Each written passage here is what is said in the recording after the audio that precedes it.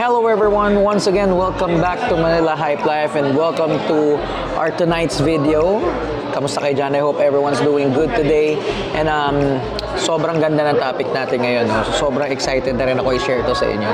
Kasi matutuwa dito yung mga talagang nangarap din before. I know not everyone na nanonood dyan is nangarap nito. Pero siguro sa video na to baka magustuhan nyo na rin siya. Kasi abot kamay na natin na makukuha to. Abot kamay nyo na rin maabot. Di ba?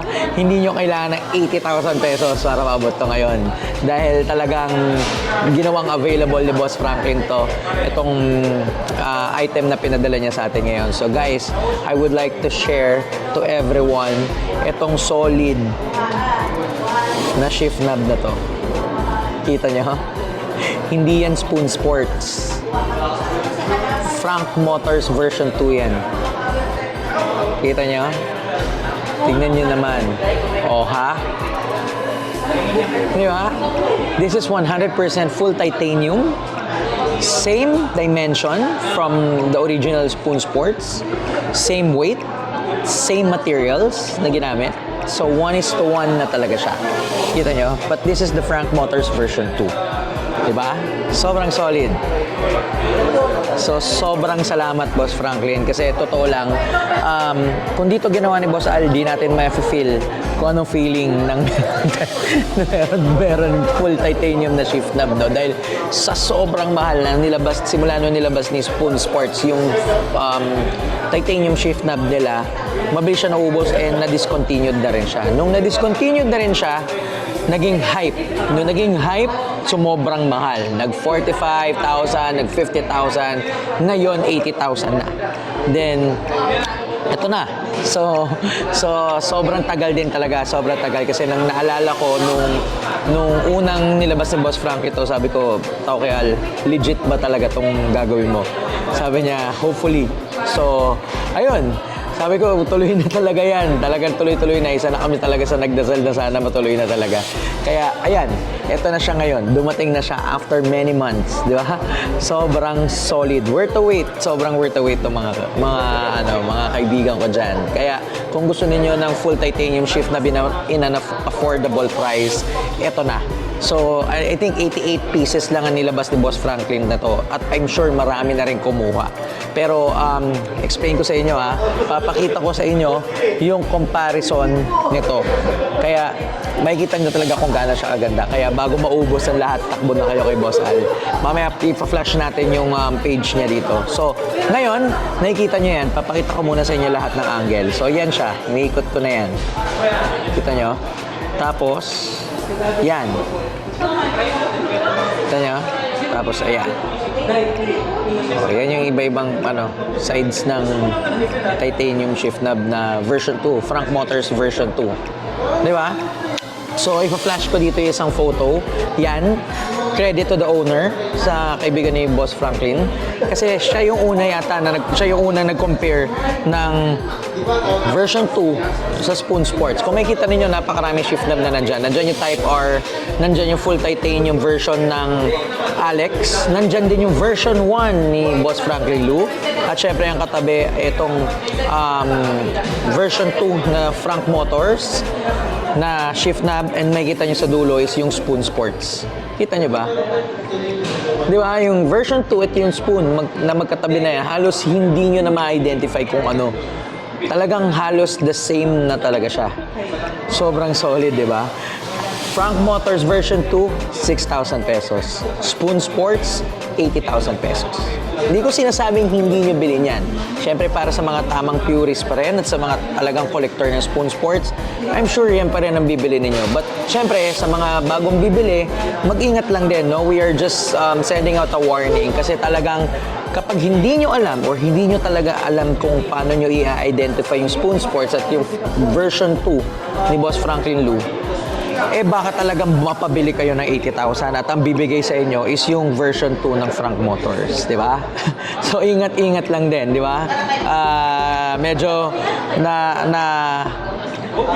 gusto namin i-share na talaga to sa inyo dahil syempre baka naman marami magpatawid nito na delikado, mag-ingat-ingat lang din kayo. I know marami pa rin dyan purists na gusto magkaroon ng full titanium shift knob ng Spoon Sports, pero be mindful lang, be careful lang sa mabibilan nyo. Make sure that the seller is legit and make sure to double check the item, no?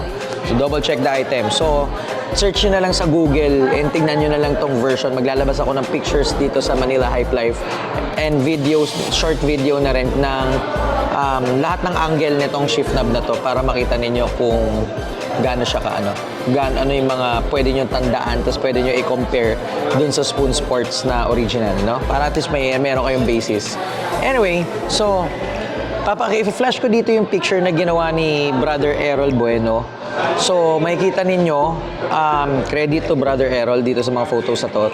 Makikita ninyo, ipapakita ko sa inyo yung first picture, yan yung Type R. Kung makikita ninyo yung Type R, that is 400 plus. Di ba? 400 plus ba? Sorry, wala ako dito. Pero flash ko na lang dyan, I think nasa 400 plus. Ganun kabigat yung Type R. Then, ipa-flash ko ngayon yung Frank Motors na version 1. So, makikita ninyo, 39 grams lang siya. Di ba? Ang gahan, ang layo sa Type R, no?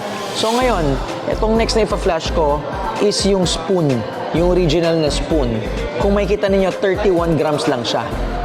And, itong version 2 ni Boss Franklin Lu, according to Tao Kay Al, 31 grams lang din to. Same weight. Di ba? Same weight, same dimension, same materials sa Spoon Sports. Di ba? Sobrang solid. Kaya sobrang ito na yung opportunity natin lahat magkaroon nito. And thank you again to Boss Franklin Lu for this. Sobrang solid nito. Alam mo, ang maganda pa dito is napakasarap niyang gamitin, no? Hindi masakit sa kamay. Kasi 'di ba, lumabas yung mga Spoon Sports na medyo masakit dito 'di ba? Yung Duracon. 'Di ba? So sobrang sakit siya, sobrang sakit niya dito. So pag daily. So ito kasi napaka-solid. Kaya rin siguro sobrang mahal din talaga kasi masarap din talaga siyang gamitin pag pinanda-drive. So ito nakakatuwa. So kung makikita ninyo, ang maganda lang din sa full titanium shift knob kasi makikita natin meron siyang may burn siya, 'di ba? May burn siya sa taas. Pag eventually kahit sa Spoon Sports nawawala 'yan. Na bubura yung blue na 'yan. So, ang sabi sa akin ni Boss Franklin, ni Tao Kay Al, is para maibalik to sa blue is bigyan mo lang ng acetylene. Di ba? I-acetylene mo yung taas at makikita mo magbe-burn siya at magiging blue ulit. So kung saan mo gusto paabutin yung blue, nasa sayo na yon kung gusto mo siyang i-restore. Pero I hope mailabas natin yung video na gagawin ni Brother Nico Paraiso kasi kinuha niya yung version 1 ko nito. So nasa kanya yung version 1 ko nito. At the same time, may mga scratches yun eh. Hindi ko alam kung na-scratch siya dahil may sing-sing ako before or kung paano siya na-scratch talaga. Pero sabi niya sa akin, may gagawin lang siya doon para maging bago tapos i-burn niya ulit. So gusto ko makita. I hope mailabas din natin yun dito sa Manila Hype Life para sinabihan ko si Brother Nico na i-video niya na mabuti para at least kahit papano maging educational video rin para sa lahat kung paano, no? So sobrang solid nito guys, sobrang solid. Napakatagal din namin naghintay but sobrang solid nito talaga. So worth a wait talaga. So guys, wag niyong sayangin na yung time hanggat meron pa si Boss Franklin kasi talagang ang bilis nito mauubos. I'm sure kasi 88 pieces lang eh. And I think marami talagang mga Spoon fans dyan na hindi na rin aabot, alam mo yun, hindi na rin worth it ang bumili ng 80,000 pesos. So, for sure, ganito na lang din gagamitin nila. Pero, subukan nyo na hanggat meron pa. So, flash ko dito, ito yung page ni Boss Franklin Lu. Yan. So, you can message Boss Al dyan and you can ask kung ano. This is only 6,000 pesos. So, sobrang sulit, di ba? Sobrang sulit. Yeah. So, mamaya ipapakita natin dito sa video rin na to kung paano ko ikinabit sa sasakyan ko. And talagang excited na talaga ako magamit siya. So, ayun. So, kita nyo? Kaya guys, again, be careful. Ingat lang sa mga magpapatawid ng shift knob na to. Baka sabihin, 80,000 to. Ito yung original na Spoon Sports. Baka bigyan kayo ng 100,000 kasi mukhang brand new at brand new pa. Alam mo yun, mag-ingat-ingat na lang din kayo. So, be careful. Alright, so again guys, once again, thank you for watching Manila Hype Life, and please don't forget to like, subscribe, and share this video. Baka sakaling marami pang gusto nitong shift knob na to at gusto pa rin at the same time no, magkalat din tayo ng awareness regarding na meron lumabas na ganito si Boss Franklin Liu talaga na napaka-solid, di ba? At baka mamaya at least malaman nila na may Franklin Liu version 2 na 6,000 at hindi 80,000 pesos. So ingat lang. So may permit naman tayo kay Boss Al na sabihin to. Kaya ayun, solid na to sobra. So guys, once again, thank you for watching Manila Hype Life, and always remember, don't forget to drive it right.